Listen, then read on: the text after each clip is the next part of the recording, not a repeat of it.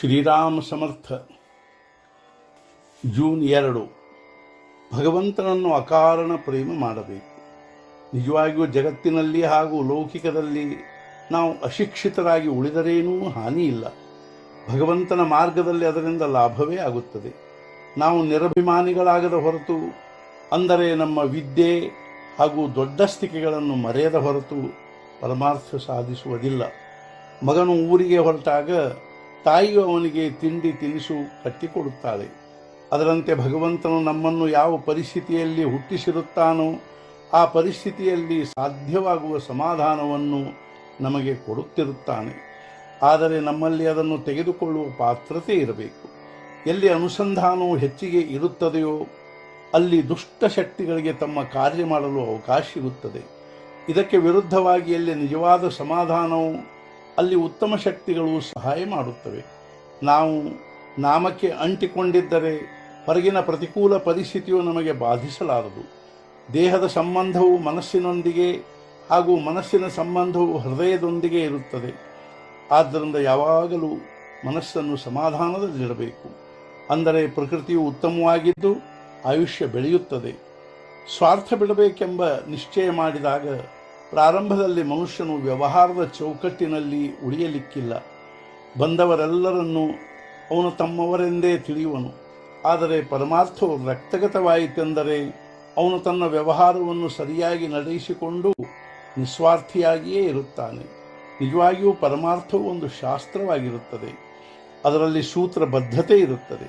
ವ್ಯವಹಾರವನ್ನು ಬಿಡಬಾರದು. ಆದರೆ ವಿಷಯದಲ್ಲಿ ಸಿಕ್ಕಿಕೊಂಡಿರುವ ನಮ್ಮ ವೃತ್ತಿಗಳು ಭಗವಂತನಿಗೆ ಅಡ್ಡ ಬರುತ್ತವೆ. ಆದ್ದರಿಂದ ಅವುಗಳನ್ನು ಭಗವಂತನಲ್ಲಿ ತೊಡಗಿಸಬೇಕು. ಭಗವಂತನ ನಿಜವಾದ ಆಸಕ್ತಿ ನಿರ್ಮಾಣವಾಗಬೇಕು. ಭಗವಂತನ ಮೇಲೆ ಅಕಾರಣ ಪ್ರೇಮ ಮಾಡುವುದಕ್ಕೆ ಪರಮಾರ್ಥವೆನ್ನುತ್ತಾರೆ. ಪರಮಾರ್ಥಕ್ಕಾಗಿ ತಲೆಯು ಶಾಂತವಾಗಿರಬೇಕು. ಒಬ್ಬ ಮನುಷ್ಯನಿಗೆ ಎಲ್ಲ ಕಡೆಗೂ ರಾಮನ ಮೂರ್ತಿಯು ಕಾಣಿಸತೊಡಗಿತು. ಆಗ ಅವನಿಗೆ ತನಗೆ ಭಗವಂತನ ದರ್ಶನವಾಗತೊಡಗಿದೆ ಎಂದು ಅನಿಸಿತು. ಆದರೆ ಇದೇನೂ ನಿಜವಾದ ಭಗವಂತನ ದರ್ಶನವಲ್ಲ. ಅವನು ಎಲ್ಲ ಕಡೆಗೂ ಇರುತ್ತಾನೆಂಬ ಭಾವನೆಯಾಗಬೇಕು. ಪರಮಾರ್ಥದ ಬಗ್ಗೆ ಚಿಂತೆ ಮಾಡಬಾರದು. ಈ ಚಿಂತೆಯೇ ಪ್ರಗತಿಗೆ ಆತಂಕವಾಗುತ್ತದೆ. ದೊಡ್ಡವರಾದಂತೆ ಎಲ್ಲ ಅಂಗಗಳು ತಾವಾಗಿಯೇ ಸಮಪ್ರಮಾಣದಲ್ಲಿ ಬೆಳೆಯುತ್ತವೆ. ಅದರಂತೆ ಪರಮಾರ್ಥಕ್ಕೆ ಬೇಕಾದ ಗುಣಗಳು ತಾವಾಗಿಯೇ ಬೆಳೆಯುತ್ತವೆ. ನಾವು ಸಾಧನೆ ಮಾಡುತ್ತಿರುವಾಗ ನಮ್ಮ ಪ್ರಗತಿಯು ಎಷ್ಟಾಗಿದೆ ಎಂಬುದನ್ನು ಒಂದೇ ಸಮನೆ ನೋಡುತ್ತಿರಬಾರದು. ಉದಾಹರಣೆಗೆ, ನಾವು ನಮ್ಮ ಮನೆಯ ಮುಂದೆ ಒಂದು ಗಿಡ ನೆಟ್ಟೆವು ಹಾಗೂ ಅದು ಎಷ್ಟು ಬೆಳೆದಿರುತ್ತದೆ ಎಂದು ನೋಡಲು ಪ್ರತಿ ದಿವಸ ಅದನ್ನು ಕಿತ್ತು ನೋಡಿದರೆ ಆ ಗಿಡ ಬೆಳೆಯಲು ಸಾಧ್ಯವೇ? ಪರಮಾರ್ಥದ ಪ್ರಗತಿಯ ವಿಷಯದಲ್ಲಿಯೂ ಹೀಗೇ ಇರುತ್ತದೆ.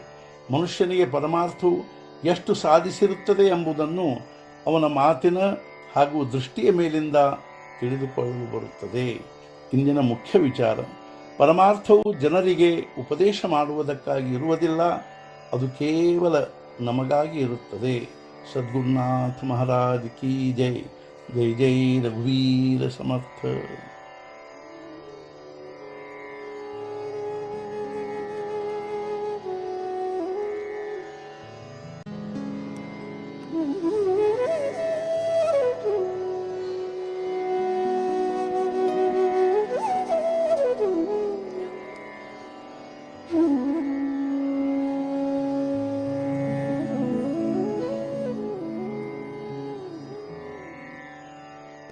ಆತ್ಮೀಯರೇ ನಮಸ್ಕಾರ.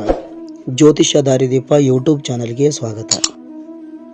ಈ ಕೂಡಲೇ ನಮ್ಮ ಜ್ಯೋತಿಷ್ಯ ದಾರಿದೀಪ ಯೂಟ್ಯೂಬ್ ಚಾನಲನ್ನು ಸಬ್ಸ್ಕ್ರೈಬ್ ಮಾಡಿರಿ, ಹಂಗೆ ಶೇರ್ ಮಾಡಿರಿ, ಲೈಕ್ ಮಾಡಿರಿ, ಅಭಿಪ್ರಾಯಗಳನ್ನು ಕಮೆಂಟ್ ಬಾಕ್ಸ್ನಲ್ಲಿ ತಿಳಿಸ್ರಿ. ಮುಂದಿನ ನೋಟಿಫಿಕೇಷನ್ಗಾಗಿ ಬೆಲ್ ಬಟನನ್ನು ತಪ್ಪದ ಕ್ಲಿಕ್ ಮಾಡಿರಿ.